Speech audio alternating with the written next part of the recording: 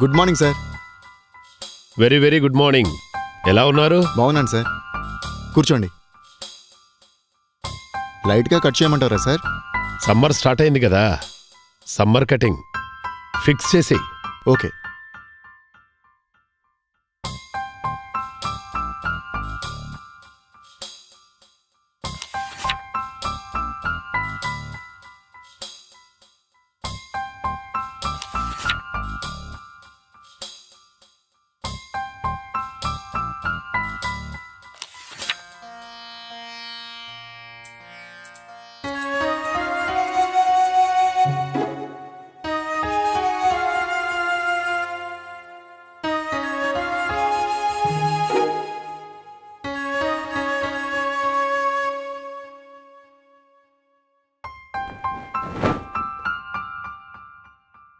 ఓకేనే sir?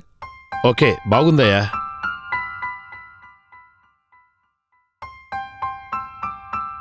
Sir thank you.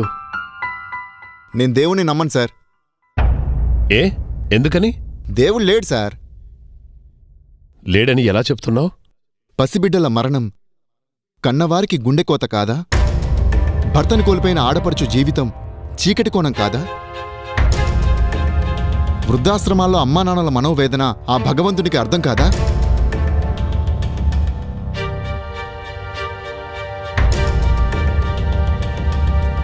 ఆధ్యాత్మిక మ్యాగజైన్లు కాదు sir, daily news papers చదవండి. దేవుడు అసలు లేడని మీరే చెప్తారు. ఈ విషయంపై మళ్ళీ కలుద్దాం. సరైన క్లారిటీతో రండి సార్.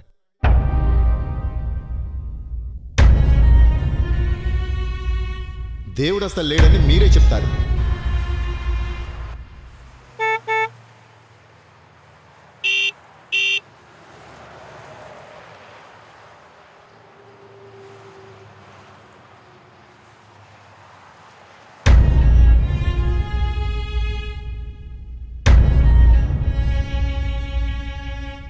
బాబు, చెప్పండి.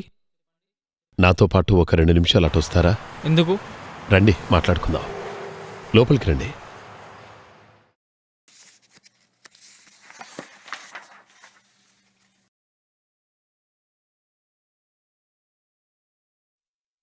ఏమన్నా మర్చిపోయారా సార్? అసలు సిటీలో బార్బర్స్ ఉన్నారా? సెలూన్ షాప్స్ ఉన్నాయా లేవా అని అప్పుడప్పుడు సందేహం కలుగుతుంది. మరి మీరేమంటారు? మరి నన్నేమంటారు, ఈ షాప్నేమంటారో దయచేసి మీరే చెప్పండి. సరే, నిన్ను బార్బర్ అని, ఈ షాపుని సెలూన్ షాప్ అని అంటారు. మరి ఇలాంటి వారి పరిస్థితి ఎందుకిలా ఉంది? అసలు మీరు ఉన్నట్టా లేనట్టా? మేమైతే ఉన్నాం. మా షాప్స్ కూడా ఉన్నాయి. వస్తే జుట్టును కట్ చేసి గడ్డం గీసేసి వారి తలబరువుని తగ్గిస్తాం, తేలిక చేసేసి పంపిస్తాం. వారు రాకపోతే మేం మాత్రం ఏం చేయగలం సార్? ఎస్, నీ నుంచి కోరుకున్న ఆన్సర్ ఇదే. నీవున్నప్పుడు ఆ దేవుడు కూడా ఉన్నాడు. ఆయనకు కూడా ఓ దేవాలయం ఉంది. రోజు కాకున్నా వారానికో 10 రోజులకో ఒకసారి దేవాలయానికి వెళ్ళి మన సమస్యల్ని, బాధల్ని ఆయన ముందు చెప్పుకుంటే నీలానే అతడు కూడా అన్నీ కట్ చేసి మనకున్న అన్ని బరువుల్ని దించి మనస్సుకు ప్రశాంతత ఇస్తాడు. మనం వెళ్ళడమే తర్వాయి. నువ్వేమంటావు? డైలీ న్యూస్ పేపర్సే కాదు, డివోషనల్ మ్యాగజైన్స్ కూడా చదువు. నీ ప్రశ్నలకు సమాధానం దొరుకుతుంది. దేవుడు లేడని వాదించేవారికన్నా దేవుడే దిక్కని నమ్మి తరించిన వారెందరో వారందరికీ మా వందనాలు.